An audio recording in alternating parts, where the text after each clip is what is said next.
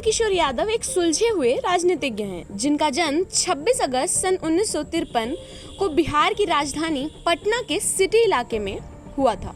Patna university से BSc की degree ली और फिलहाल बिहार सरकार में पथ निर्माण मंत्रालय की जिम्मेदारी संभाल रहे हैं। हालांकि आपको बताते चलें कि इन्होंने सर्वप्रथम राष्ट्रीय स्वयंसेवक संघ से अपनी राजनीतिक पारी की शुरुआत की थी। उसके बाद वर्तमान में भारतीय जनता पार्टी में अपना योगदान देते आ रहे हैं। बीजेपी के एक वरिष्ठ नेता जिन्होंने पिछले विधानसभा चुनाव में पार्टी को जीत तो नहीं दिलाई, परंतु नीतीश कुमार के महागठबंधन से दूरी बनाने के बाद कैबिनेट में पथ निर्माण मंत्रालय संभाला हुआ है, जो कि एक महत्वपूर्ण पद है। नेताजी ने इससे पहले भी नीतीश सरकार में मंत्री पद पे अपना योगदान दिया है और साथ ही साथ विपक्ष में रहने का भी स्वाद चखा है। परंतु आज नेताजी की बात हर एक बिहारी के ज़बान पर क्यों है? शुरुआत से ही राजनीति में दिलचस्पी होने की वजह से नंद किशोर यादव ने कई सारे आंदोलन में हिस्सा लिया। छात्र संघ में बढ़ती सक्रियता ने इनको बुलंदियों पर बिठा दिया। 1974 में बिहार छात्र संघ समिति में लालू प्रसाद यादव, नीतीश कुमार, रामविलास पासवान तथा सुशील कुमार मोदी जैसे युवा नेताओं के साथ वक्त बिताने वाले नंद किशोर यादव ने बिहार अस्मिता को भी बनाए रखा। साथ ही साथ अपना नाम कुछ एक सफल नेताओं में शुमार किया। मगर वर्तमान में शायद इनके मंत्रालय के घोटाले की दास्तां हर टीवी चैनल, अखबार और मानव जुबान पे टिकी होती है। जी हाँ, ये वही पथ निर्माण मंत्री हैं जिन्होंने गोपालगंज जिले के 70 घाट पुल को जोड़ने वाली संपर्क पथ के बह जाने का कारण प्राकृतिक आपदा बताया था। 264 करोड़ के महत्वाकांक्षी प्रोजेक्ट को बिहार जैसे पिछड़े राज्य में पूरा होने में 8 वर्ष का लंबा समय लगता है और ढह जाने में मात्र 29 दिन।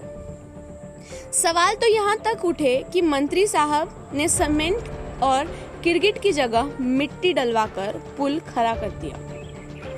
बदनामी के डर से गंडक नदी में आई बाढ़ पर सारा ठेकड़ा उन्होंने फोड़ दिया। अब मंत्री जी को ये कौन बताए कि पुल का निर्माण किसी नदी के ऊपर ऐसे ही कारणों से होता है कि जब नदी के जलस्तर में बढ़ोतरी हो तो आम जनमानस को उसे पार कराने की कठिनाइयों से जूझना पड़ता है, इसीलिए पुल का निर्माण किया जाता है। मगर मंत्री जी का रुतबा और ज्ञान दोनों ने शायद सिस्टम को ही भ्रष्ट कर दिया है। अतीत में ऐसी कई घटनाएं हो चुकी हैं जिनमें मंत्री जी के विरोधियों ने हाथों मुंह खानी पड़ी है। बेली रोड स्थित निर्माणाधीन अंडरग्राउंड पासवे के बनाने के दौरान भी रोड धंस जाने की हालत तो पहले से ही राजधानी वासियों ने देखी ही थी। उस वक्त भी मंत्री जी ने साफ तौर पर पलड़ा झाड़ लिया था। विदित हो कि बिहार के सड़क के मरम्मत और निर्माण की जिम्मेवारी मंत्री जी के निहत नहीं रहती। देश के आज़ाद होने के बाद बिहार में पथ निर्माण मंत्री के रूप में सबसे लंबी अवधि के लिए खुद नंद किशोर यादव ने इस पद पर रहते हुए बताया था, परंतु इतने लंबे समय से इस पद पर रहने के बावजूद इन्होंने सिर्फ अपनी निजी तरक्की को ज्यादा महत्वाकांक्षा दी। जब वे खुद साइकिल से अब महंगी कार का सफर तय कर चुके हैं तो उनको सोचना चाहिए कि जनता ने उनको अपने निजी वेलफेयर के लिए इस सीट पे नहीं बिठाया था। शायद जनता की गाड़ी कमाई से बनाया गया पुल, वो रोड मार्ग का धराशाही होना मंत्री जी के रहते हुए ऐसे ही जारी रहेगा। देश में ऐसी खबरें उत्पन्न होते रहती हैं कि बिहार शुरू से ही बदनाम रहा है।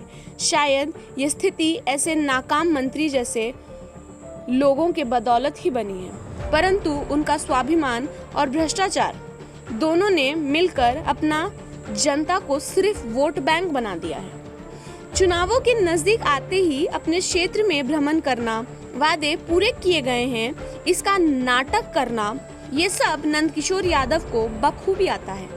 नंदकिशोर यादव को किसी भी बिहारी ने स्वयं सड़कों का निरीक्षण करते हुए नहीं देखा होगा।